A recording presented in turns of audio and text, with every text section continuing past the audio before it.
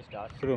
चतुर्वेदी जी, पहलगाम के बाद जो वहाँ जो हमला हुआ उसका देश में हिंदू मुसलमान को लेकर बहुत घिनौना राजनीति चल रहा है, कैसे देख रहे हैं आप? देखिए, ये देश का दुर्भाग्य है। देश के माननीय प्रधानमंत्री श्रीमान नरेंद्र दामोदर दास मोदी और राजा बाबू या उनकी सरकार के जितने मंत्री हैं, कहीं सबसे जहरीला बयान तो पीयूष गोयल का है, शुभेंद्र अधिकारी का है, उसके बाद है दढ़ियल निशिकांत दुबोआ का है।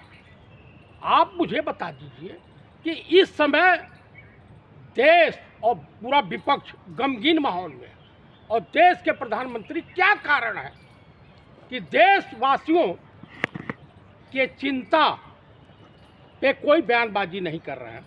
आज नेता प्रतिपक्ष माननीय श्री पंडित राहुल गांधी ने इनसे कहा है, पत्र लिखा है और कांग्रेस के राष्ट्रीय अध्यक्ष ने लिखा है कि आप जो है विशेष शस्त्र बुलाइए कि इस तरह की घटनाएं क्यों हो रही हैं, क्या रीजन है।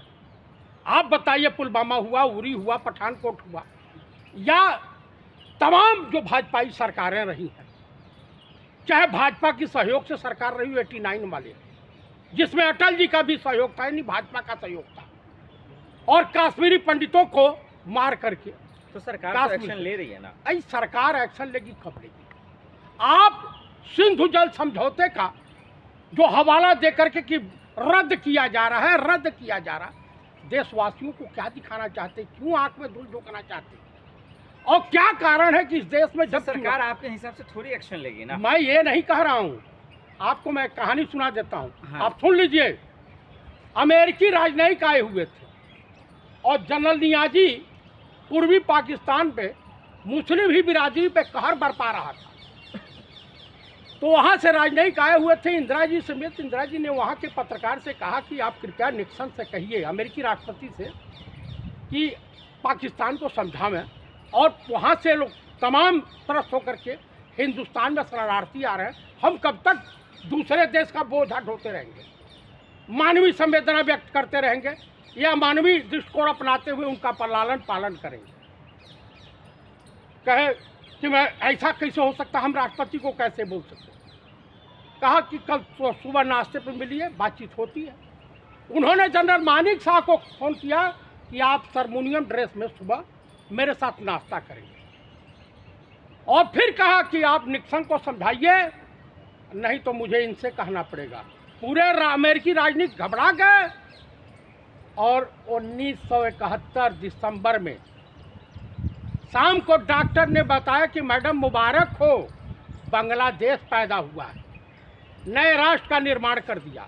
आपको मुझे उस तरह से, या लाल बहादुर शास्त्री जी के तरफ से, आपको निर्णय लेने के लिए पूरा विपक्ष आपके साथ खड़ा है, बैठक पूरा तो देश ना। अरे कौन सा बैठक कर रहे हो? मोदी जी हैं, राजनाथ सिंह हैं, तमाम लोग बैठक तो कर रहे हैं। आप राजनाथ सिंह को इंसान के रूप में, और उनको क्या बोला, अमित शाह को इंसान के रूप में दिमाग बेच के आए आप, वो मंत्री हैं। अरे मंत्री हैं, उनसे 575 मंत्री इस देश में घूम रहे हैं। ये पुलवामा के समय भी गृह मंत्री थे राजनाथ सिंह। अरे इस पे आप राजनीति क्यों कर रहे हैं, उसको सियासत एंगल से क्यों देख रहे हैं मैं बता रहा हूं कि देशवासियों को न्याय चाहिए।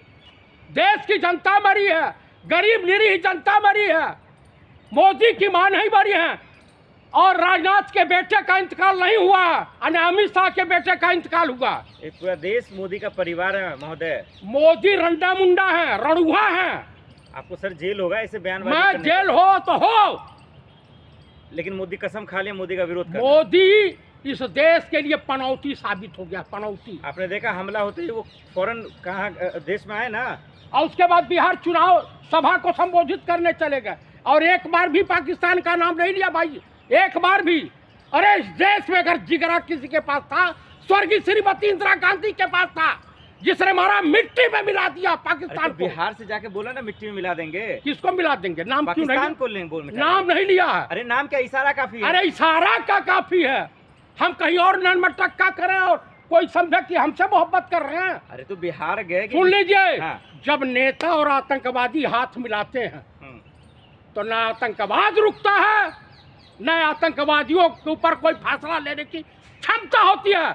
आपको मैं बता दूं कि 84 में तरीका सूचना मिली कि खालिस्तान समर्थक पंजाब को अलग करने के खालिस्तान देश की बनाना चाहते हैं, उठा करके श्रीमती इंदिरा गांधी ने पूरे पाकिस्तान पूरे जो है यहाँ सर, इनका पे। भी 56 इंच का सीना, हल्के मत लीजिए मोदी जी को। अरे मैं अच्छा ही बताइए, गोधरा पे क्या किया आप? मुझे पुलवामा पे 56 इंच का सीने पर, उड़ी और पठानकोट पे क्या किया?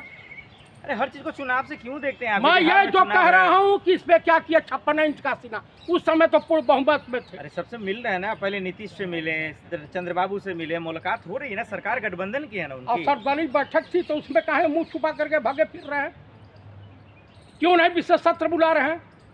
आप बताइए कि इनको तो उमर अब्दुल्ला से लेना चाहिए कि हम शर्मिंदा हैं, हमें तो माफी मांगने का भी अधिकार नहीं है, हम इनकी रक्षा नहीं कर पाए। तो मोदी जी बिहार क्यों गए होंगे फिर? बिहार गए थे अपनी एनडीए सरकार, चूंकि इनकी कुर्सी खतरे में पड़ी हुई है और कुर्सी बचाने के लिए नरेंद्र मोदी घिनौनी से घिनौनी हरकत कर सकते हैं। लेकिन नीतीश तो खुश थे, वो कहाँ नाराज, वो तो हंस रहे थे। नीतीश तो इनको श्रद्धांजलि भी दे रहे थे, जीते जी श्रद्धांजलि दे दिया कि आप तो पिंड छोड़ो, चाहे गांजा पी के किए हो या कुछ भी करके किए हो। तो कश्मीर में हमला चुनाव की वजह से हुआ, ये कहना चाहते हैं आप? मैं आपको पूरा देश कह रहा हूं, मैं नहीं कह रहा हूँ। और ये बताइए कि तमाम यूट्यूब चैनल है, इसको बंद करने का आपका देश में जो चैनल है उसको आप भाई विरोधी आपका कमियां उजागर करेगा कि आपने ये गलती की है तो गलत खबर सुधार दिखाएंगे। कीजिए। तो बंद कर दिया, क्या बुराई है इसमें? क्यों बंद कर दिया? तो गलत दिखाएंगे तो बंद कर देना। संजय शर्मा गलत दिखा रहे थे, बिल्कुल। रवीश कुमार गलत दिखा रहे हैं। सरकार के आप बताइए, सरकार फाड़ में जाए, सरकार देश वासियों के लिए बनी है, देश की जनता के नौकर है।